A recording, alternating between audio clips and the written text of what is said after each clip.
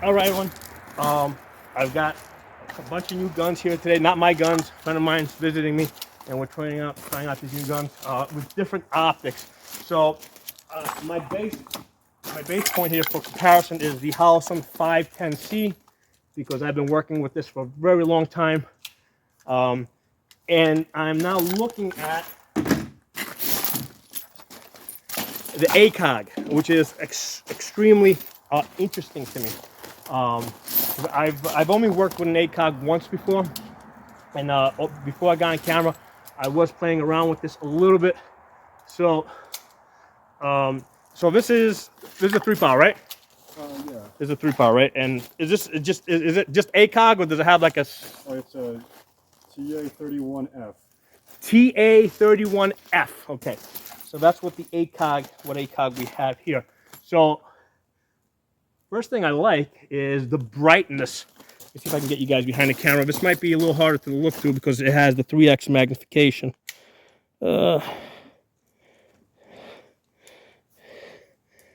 See if I can line you guys up. I don't know if you guys are going to see the image, but whatever. But I like the brightness. Brightness is bright. Okay? In fact, most people used to have to cover this thing up with the electric tape so it's not so bright. Now, as far as working with the 3x versus the 1x, okay, one of the things that I definitely noticed, like immediately, like when I come up on target, right, and I'm, there's a 1 second delay because of that 3-power compared to if I've got, like, say, this gun over here, which is like one power. I come up and it's like immediate, with both eyes open, I get on target, it's, CQB immediate. With the ACOG, the thing that stands out is when I come up, there's a 1 second delay for my eye to kind of readjust. And what I am trying to do a little bit is look at the target with my left eye to help me get on target, and then that gets me on target faster. So I'm using my left eye to sort of like see the target, come up to it, I'm looking at it, and then that bright arrow is on it. That's really the fastest way to get on target. Focus on it with your off eye, like almost in advance. Come up, and then when you come up, it's kind of on it. There's still a delay. I mean, there's no question that's there. Now, obviously, this is not meant for a CQB environment. Okay, this is meant for, it's 3x, so it's meant for more distance. But if you do end up indoors, initial impressions, having not worked with this in quite a while, there's definitely that delay, that 1 second delay of your eye adjusting to the 3-power. Not surprising, because I got variable scopes.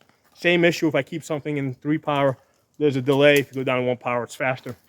Now, as far as the piggyback goes, there's a piggyback on this. Which optic is this? That's a Holosun 509T. This is the 509T. See if we can give people a peek through this.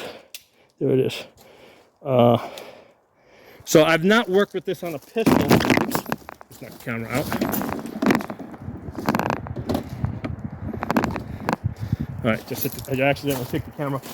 So I've not worked with this on the pistol. So this is my first time looking at it. So as far as using this for a CQB environment, this is sitting so high that, I mean, obviously if I get a cheek weld, I'm not going to see up here. I'm looking in here. So I have to kind of lift my jaw up. Even it's sitting so high that, and it might just be this setup, I don't know, but it's sitting so high that my jaw basically needs to be off the stock. So I have no way of anchoring this. So if you're moving around and you're trying to, yeah, see, I mean, I'm having to move my head around because I have absolutely no cheek weld at all, not even a jaw weld. I have to fish around. I have to fish my head around to find the reticle on this pistol optic that's piggybacking on top of that. It's actually faster for me just to go to the ACOG, because with the ACOG, I got that cheek weld. Okay, it takes a second to adjust, right, because of the 3-power. but I'm finding that that is still faster than coming up and not having a cheek weld at all and trying to fish around, move my head around to find the reticle in this pistol optic. So it is faster to just go to the ACOG, despite the 3-power, take the 1 second that it takes to, you know, get yourself, you know, to kind of focused, and shoot that. So that's my initial impressions. You know, maybe if I shot this more, I would get better at it, either with using the ACOG, maybe I wouldn't have that 1 second delay, or if with the piggyback, maybe I would find some way of getting on it faster. You know, but as it is right now, it's definitely faster for me to go to the ACOG versus this pistol optic up here. So those are my initial impressions on this. Okay, so like I said, I haven't even shot this today. I just wanted to just like pick it up, look at it, and see how, you know, see how this works for me. So, like for example, I normally work with the 510Cs, but it's good for me to know, right, that in a situation where, I don't know, I borrow quickly, like emergency situation, I don't have my rifle, friend says, here, take my rifle which has the ACOG. I know what to expect when I get on this ACOG, right? Since I haven't been training on it, I know that it's going to take me 1 second, you know, to basically get on target and deal with that 3x magnification. And then after that, I'll be fine. And I know from my present experience, given that I haven't been training, you know, I haven't been training with it, I'm not likely to do a whole lot of training with this.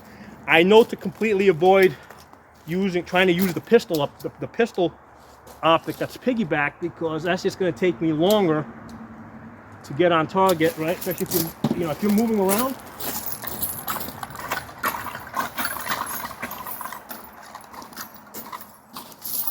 I mean, you'll get better at it as you practice, but if you're, moving around.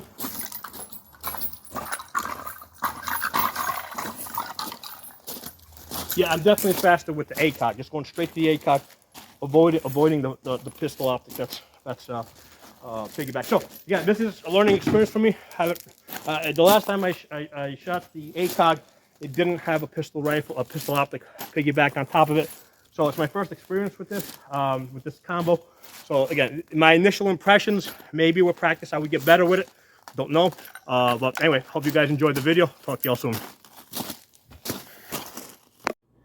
Hey everyone, I wanted to give you guys kind of like a afterthought, like 2 days after, on the ACOG with the pistol optic piggybacking on top of it. You know, I worked with it for a couple of hours, and the problem that I had that I just had a real hard time overcoming was if you're using the ACOG as your primary and you're working in relatively close distance, you've got that 1 second delay, okay? There's a 1 second delay for your eyes to adjust to the 3-power.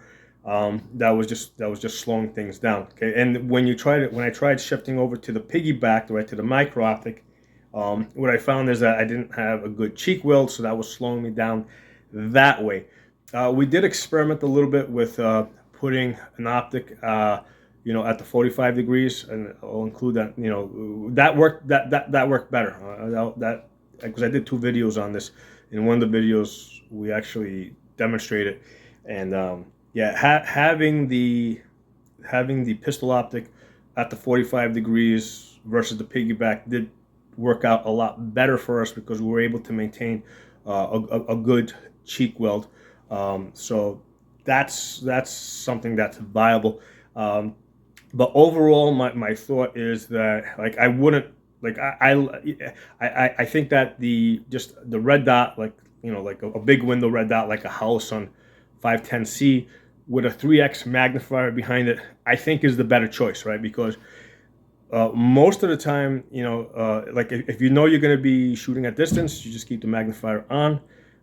If you don't expect to be shooting at distance, you just flip the magnifier off to the side and you're working in 1 power, in which case you're going to be a lot faster, and you have a much bigger window, and you don't have eye relief issues. Okay, so my thoughts after having worked with it for a couple of hours is I prefer the you know, I prefer just a red dot, a big window red dot with a magnifier behind it, versus an ACOG with some type of a micro optic piggyback. So those are my thoughts.